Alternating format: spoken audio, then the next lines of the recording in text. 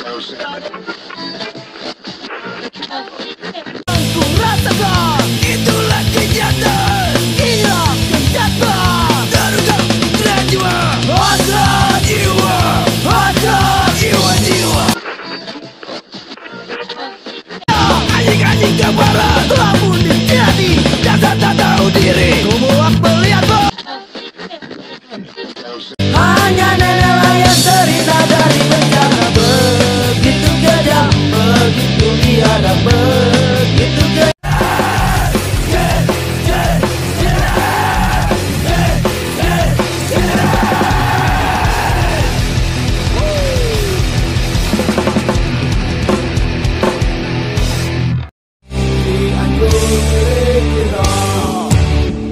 Cek 1 2 1 2. Oke, kembali lagi dengan Cianjur milik kita dong, masa milik aku.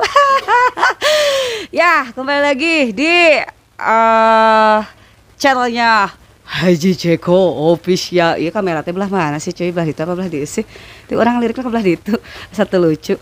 Jadi di sini aku numpang lewat doang, sapa-sapa kalian ya. Jangan lupa stay tune terus di Haji Ceko Official karena kan ada kejutan-kejutan menarik dari band-band lokal Cianjur milik kita Sarerea. Happy aja karena jiwa gue sebenarnya di musik. Jiwa kalian juga harus di musik cuy. Tong di bala-bala unggul dah. Dia bongkar bulan puasanya nggak bala we. Hai. Ya dilanjut sama babang gue ya, Bangke.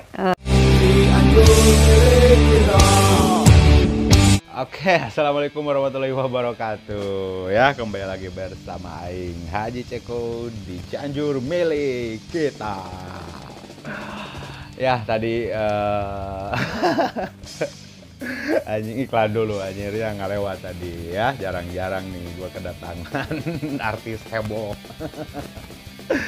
Ya oke, balik lagi sama gue nih di Hararan CMK Radio seperti biasa ya. Gue bakal sahur ini bakal muterin dan nemenin kalian juga dengan lagu-lagu dari Cianjur tentunya dan juga video klip. Dan spesial di sahur kali ini di CMK Radio kali ini tentunya spesial sekali nih. Karena spesial apa ya? Gua bakal muterin list lagu-lagu dari band yang udah lama banget ada di Cianjur ya, yaitu Bandit. Nah ya, jadi pada CMK Radio kali ini spesial Bandit ya. Tapi tentu saja temanya yang akan gue angkat seperti biasa itu adalah sebuah edukasi. Mudah-mudahan bisa mengedukasi teman-teman band Cianjur khususnya ya, dan juga bisa menambah wawasan. Jadi sekarang setelah kalian melihat konten ini ya, gue ajak kalian untuk lebih bersikap ya. Setelah ini gue ajak kalian untuk lebih bersikap ya, untuk lebih mempertahankan harga diri band lu bro ya. Karena kalau Cianjur berani bersikap seperti ini, gue yakin ya para penyelenggara, para promotor bakalan hese dengan band di Cianjur. Oke, so jangan kemana-mana. Gue bakal kembali lagi setelah pesan-pesan berikut ini. Selamat datang di CMK Radio. Yap, oke. Jadi untuk tema sahur kali ini di CMK Radio ini adalah honor manggung murah. Ada band yang rela dibayar 0 rupiah di panggung-panggung atau di tempat-tempat yang ada brandingnya di belakang. Jadi gue baca di sebuah artikel juga nih ya, jadi di Superlight ya. Jadi di sebuah portal berita ini ada aktor pemain sinetron yang juga bintang iklannya ternyata mulai terjun nih, nah membentuk band. Dalam kesempatan wawancara dengan media, dia berkata kalau mau nabung ratusan juta rupiah, gue cari duit dari syuting aja katanya. Dan kebetulan gue punya usaha yang lain juga kata dia. Jadi kalau cuma dibayar 100.000 untuk ngeband ataupun nggak dibayar, gue sih happy aja dia katanya ya. Karena jiwa gue sebenarnya di musik nih ya. Dari dulu gue juga pengen banget katanya punya band ya. Jadi jika dicermati nih, tidak ada yang salah nih dari pernyataannya. Karena siapapun berhak mengambil jalan mencari rezeki melalui bidang apapun ya. Juga berhak memilih nih mana mesin pendapatan yang primer dan mana juga bidang usaha yang diperlakukan sebagai yang sekunder. Tapi nih, coba cermati dalam konteks menghargai profesi. Dia bilang musik adalah jiwanya, tapi dia tidak menaruh harapan pada musik untuk dijadikan profesi ekonomi. Dan saat bandnya diupah murah ataupun bahkan tidak dibayar, itu sesuatu yang layak dia terima. Dari awal ya dia rela kegiatannya di musik ini dihargai dengan nominal yang kecil ataupun 0 rupiah. Ya, itu satu pernyataan yang silahkan aja lu teman-teman cermati lah ya, teman-teman cermati. Gue bakal lanjutin lagi tema kita pada TMK Radio Sahur ini ya, dengan tema yang tadi gue udah sebut ya, tapi sebelumnya gue bakal puterin dulu nih karena ini spesial Bandit ya, lagu Bandit. Jadi gue bakal puterin lagu yang pertama dari Bandit, itu adalah Hasrat Jiwa ya. Ini dia, ini salah satu lagu yang ada di albumnya Bandit ya. Nah, itu band yang udah lama banget. Nanti gue bakal di kesempatan berikutnya gue bakal kasih tahu profile tentang band ini juga tentunya ya. So ini dia Bandit dengan Hasrat Jiwa.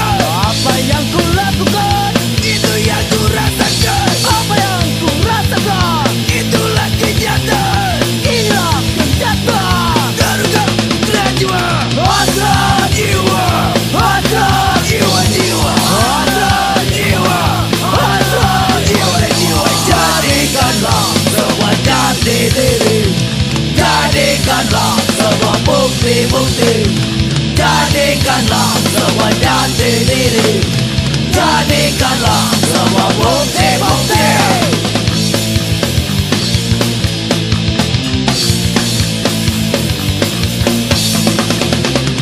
Apa yang ku katakan, itu yang ku lakukan. Apa yang ku lakukan, itu yang ku rasakan. Apa yang ku rasakan, itulah kenyataan. Inilah kenyataan. Terungkap dengan jiwa, hasrat jiwa, hasrat jiwa, hasrat jiwa, hasrat jiwa. Jadikanlah semua jati diri, jadikanlah semua bukti-bukti, jadikanlah semua jati diri, jadikanlah semua bukti-bukti.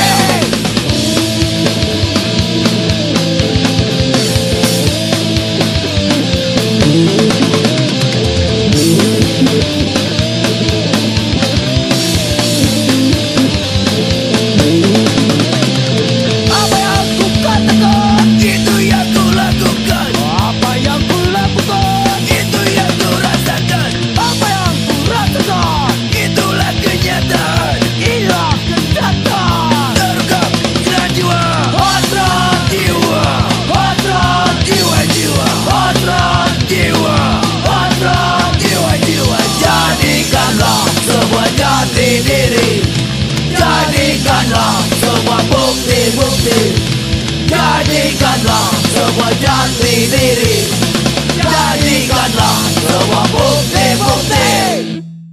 Ya, itu tadi dia Bandit dengan Hasrat Jiwa. Ya, oke, sebelumnya gue ucapin terima kasih dulu untuk M Model ya, yang udah mengendorse nih ya, salah satu clothing yang gue pakai ini ya. Ini kok sebenarnya M Models ini bisa apa namanya, ini recommended banget buat teman-teman cewek ya. Karena di sana banyak sekali atau baju-baju cewek yang sangat pokoknya sangat keren-keren, dan tentunya harganya itu cukup bersaing lah ya, bisa bersaing dan murah banget. Bisa lu datengin langsung M Models itu di deket BCNY ya, di naon eta teh jalan apa deui aing. Pokoknya di dinya lah ya, deket ruko-ruko yang ada di deket depan BCNY itu ya. Nah, itu dia ya. Sekali lagi terima kasih untuk M Models ya. Recommended ini fashionnya buat para cewek Cianjur bro and sis. Oke, jadi nih gue lanjutin lagi nih Ya, jadi ini seorang teman yang pernah satu kali merilis album pop rock yang pernah dikontrak dengan salah satu major label dan bandnya sudah bubar. Saat ini menapaki kerja musiknya ini sebagai band cafe. Melamar menjadi home band di berbagai kafe. Belakangan ini mengeluh lah ya. Gila bro katanya, parah banget sekarang bayaran manggung di kafe-kafe sekarang katanya. Jangan lo kira banyak kafe baru muncul di mana-mana terus honor ngamen jadi gede. Bayaran manggung kecil banget bro katanya. Ya, mereka ini si pembuat artikel ini berhasil menghubungi Bonde nih. Bonde ini adalah seorang manajer dari band seperti Ipang ya, Dedi and the Hoti, terus Dewi ya, juga BIP ya. Dia berpendapat mengenai hal ini nih. Dia katakan bahwa kalau musisi mau dibayar murah di kafe, tergantung sikap yang diambil band secara internal. Dan harusnya manajer band tahu jenis kafe yang mau dituju. Karena tiap kafe ini beda-beda kelasnya. Contoh, ada kafe yang emang udah disupport atau di branding sama salah satu produk selama 1 tahun misalnya ya. Dan si manajer itu harusnya tahu produk yang mensponsorinya itu apa. Dengan pengetahuan itu, kita juga tahu loh hitungan negosiasinya ya, dan budget operasional tiap kafe itu beda-beda juga ya. Nah, jadi kalau nggak ada sponsor, pihak internal kafe punya pengeluaran sendiri berarti ya. Jadi kalau band kafenya punya kualitas manggung yang bagus, nah lu harus berani pasang harga dong. Kayak gitu kata dia tuh. Jadi kondisi yang terjadi memang seperti overproduksi nih. Pasokan anak band itu bejabal nih, loba banyak banget di kota-kota besar ya. Band yang punya album juga banyak lagi lah. Banyak juga ya, apalagi membentuk band cafe tanpa karya sendiri. Cukup punya kemampuan ngulik lagu dan langsung jadi band cover song. Dan barisan home band ini jumlahnya fantastis tuh ya. Semua jadi makin pelik nih. Pihak cafe atau event organizer nih yang nakal bisa merasa ada di atas angin. Mereka tahu loh anak band itu butuh medan laga panggung. Mereka punya daftar antrian band yang rela main meski nggak dibayar. Nah, ini kondisi nyata yang terjadi. Ya. Jadi Joshua juga ya dari booking agent rock management yang menaungi band Edane, Cupu Manik, Koil, bahkan PMR-nya berpendapat juga soal ini ya. Masalah seperti ini nggak bisa dilihat sepotong-sepotong katanya. Ya nggak bisa dilihat satu sektor karena kita nggak punya nih satu sistem yang proper katanya. Jadi begini deh, bahkan kalau band mau ngerekrut manajer, jarang sumber daya manusia yang tersedia dengan background pendidikan yang tepat. Padahal kalau mau ngeband serius, anak band mempertaruhkan karirnya di sini dan akhirnya ngerekrut teman sendiri yang belum tentu punya kemampuan manajerial yang layak. Nah loh, jadi lebih jauh lagi nih di luar negeri nih ada MMF nih, Music Manager Forum. Itu mereka mengatur regulasi pertunjukan, mengatur sistem kerjasama antar pihak secara transparan nih. Dan kita ya industri musik terbentuk secara established nih ya. Jadi tidak ada lembaga dari pemerintah yang mengatur regulasi ini. Bayang nggak kalau ada aturan dan diperkuat pasal-pasal atau ada undang-undangnya, mereka yang nakal dalam industri pertunjukan misalnya ya akan kena sanksi hukum tentunya kan bro. Nah, kayak gitu ya. Oke, sebelum gue lanjutin, gue bakal puterin lagi nih lagu yang kedua dari Bandit. Judulnya itu adalah Anjing Penjilat. Anjir ya. So ini dia Anjing Penjilat dari Bandit.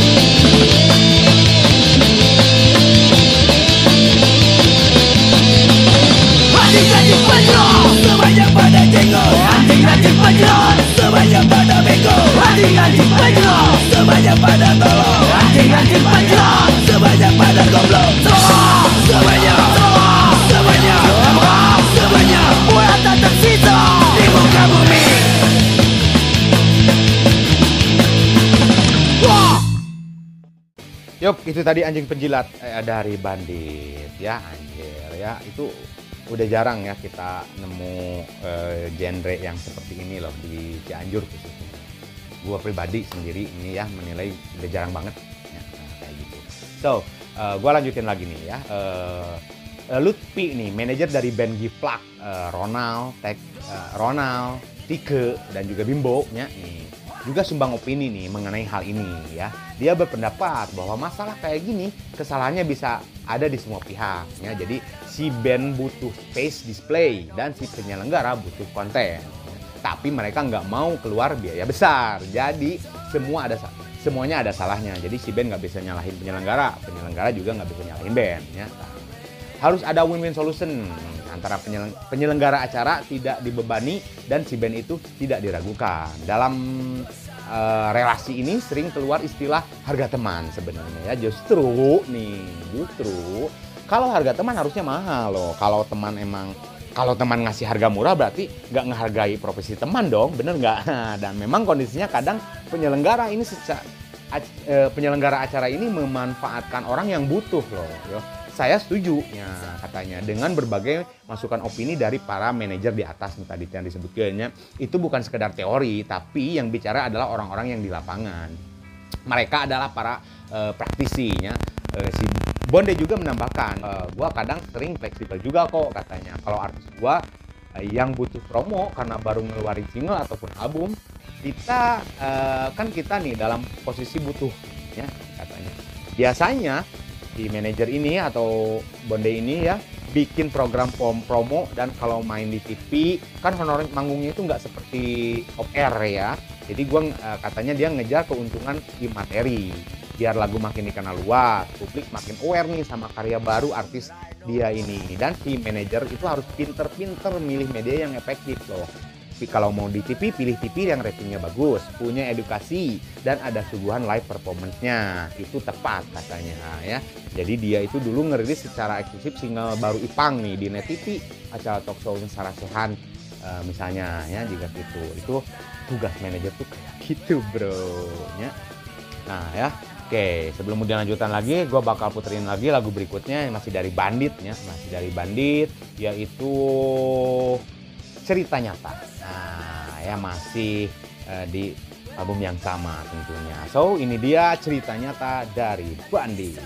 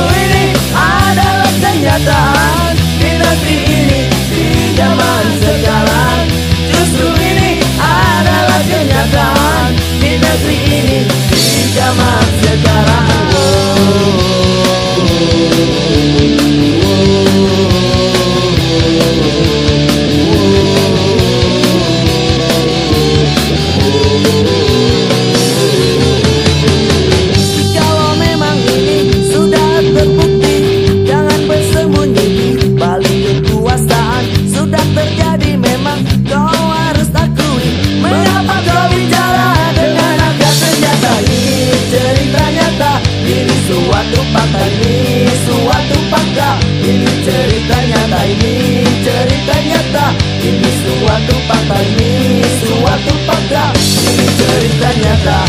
Memang ini bukan dongeng.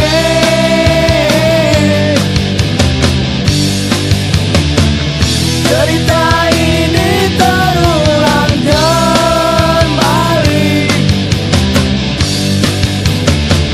Justru ini adalah kenyataan di negeri ini, di zaman sekarang. Justru ini adalah kenyataan di negeri ini, di zaman sekarang.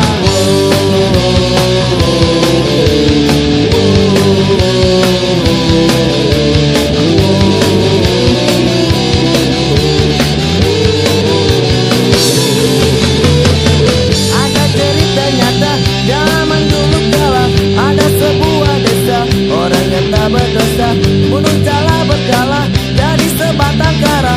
Hanya neneklah yang terhina dari bencana. Begitu kejam, begitu biadab, begitu kejam, begitu biadab, begitu kejam, begitu biadab, begitu kejam, begitu biadab. Memang ini bukan dongeng.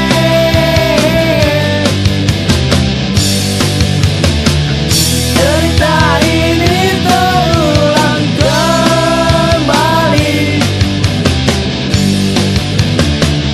Justru ini adalah kenyataan di negeri ini, di zaman sekarang.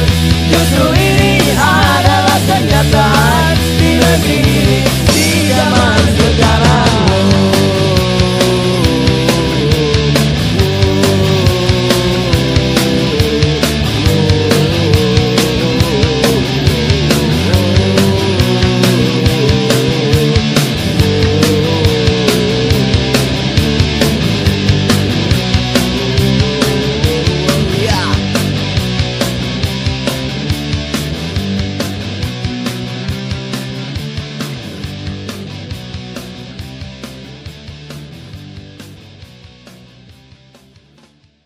Oke, itu tadi dia cerita nyata ya dari Bandit. Nah, kita lanjutin lagi pembahasan kita, bro. Ya memang nih ya, sebelum lebih banyak mengeluarkan keluhan atau menggerutu pada nasib-nasib band yang diupah rendah atau tidak dibayar, apakah kita sudah melakukan evaluasi? Sudah punyakah kita manajer yang cakap? Anu bisa, yang tahu dunia manajerial? Atau setiap personil band juga apakah sudah menjalankan fungsinya masing-masing nih, menopang citra band agar semakin baik di mata publik? Nah, itu loh, evaluasi dulu itu ya. Joshua nih ya, Joshua berbicara mengenai hal ini. Dia berpendapat anggota band itu harus memikirkan untuk menciptakan nilai jual diri sendiri, diselaraskan dengan target pasar. Mereka harus sanggup nih menciptakan keunikan band. Setelah itu baru susun strategi biar bisa bertahan dan maju dalam medan industri musik yang kompetitif katanya. Jadi semua anggota band dan manajer bisa memanfaatkan sosial media sebenarnya untuk mengkomunikasikan citra band dengan baik di mata publik. Nah, ya, Bonde juga kurang lebih melontarkan saran yang sama, ya. Nah, gimana mau dibayar mahal, bro? Si musisi harus bisa ngejaga keberlangsungan penciptaan karyanya dong, katanya. Karya yang berkualitasnya. Terus juga band ini bisa mengasah terus kualitas manggungnya, ya. Setelah itu ditopang juga strategi manajemen. Itu semua cara untuk bisa dihargai banyak pihak, bro. Ya, itu mata rantai yang nggak bisa dipisahkan. Nih, kata Bonde nih, ya. Kayak gitu, bro, ya. Nah, Lutfi juga memberikan opini dalam membangun band nih. Dia bilang kayak gini nih. Gue yakin ketenaran dan duit bakal datang otomatis, bro. Makanya jadi anak band tuh harus cerdas. Kesalahan artis tuh, nih, ya, atau kesalahan band, kadang mereka nggak tahu kekuatan dirinya itu apa. Musisi harus tahu jenis karakter identitas dirinya dan tahu cara mengemas citranya.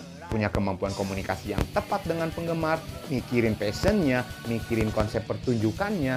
Nih, jadi kalau ada anak band nggak cerdas tapi tetap sukses, nah, mah balik lagi katanya itu adalah garis takdir dianya bagus saja ya. Tapi kan bikin band dan jadi musisi itu harus bisa menentukan nasibnya dong. Jadi si manajer lalu bisa ngejaga bandnya biar tetap menghibur, mencuri perhatian dan bisa mengakomodir keinginan penyelenggara acara. si artis bisa menyesuaikan segmen penonton yang mereka sasar. Kebayang kalau itu semua bisa dijalankan, penggemar makin banyak bro. Kalau band lu punya penggemar dan sesuai dengan segmen penonton yang diinginkan penyelenggara acaranya, nah selesai semuanya beres ya. Si band akan punya daya tarik tawar yang tinggi. Tugas manajer itu nih ya, ini tugas manajer, memasarkan, mempromosikan, mempropagandakan kualitas band agar dikenal luas. Ketika sudah dikenal dengan baik, maka akan ada permintaan. Si manajer harus bisa terus meningkatkan permintaan. Kalau band atau artis lo semakin dibutuhkan, itu pencapaian yang bagus. Jadi banyak job itu cuma dampak dari semuanya. Ya dari semua itulah. Oke, ya kayak gitu. So, ya ini apa ya? Mungkin untuk lebih jelasnya lo bisa langsung baca artikelnya nanti ya. Nanti gue sematkan di deskripsi video ya. Sekali lagi terima kasih untuk teman-teman Cianjur khususnya ya, dan untuk semua subscriber gue yang udah setia nonton konten-konten gue. Kalau banyak kesalahan ya sorry lah ya, namanya juga manusia ya. Ini nggak bakal salah, ada lain ngaji ya. Jadi salah juga nggak apa-apa lah. Tapi setidaknya mudah-mudahan nggak lebih banyak lagi. Setelah ini lebih banyak lagi band-band ya, khususnya di Cianjur, umumnya di seluruh Indonesia ya, bisa memanage bandnya dengan baik dan benar ya. Jadi nggak sembarangan lagi, dan mudah-mudahan lu semua band-band atau karya-karya lu semua itu bisa dihargai ya. Oke, seperti itu. So terima kasih udah nonton CMK Radio episode sahur kali ini ya. Terima kasih sekali lagi, dan gua Haji Ceko. Assalamualaikum warahmatullahi wabarakatuh. Sampai ketemu di CMK Radio berikutnya. Cianjur milik kita.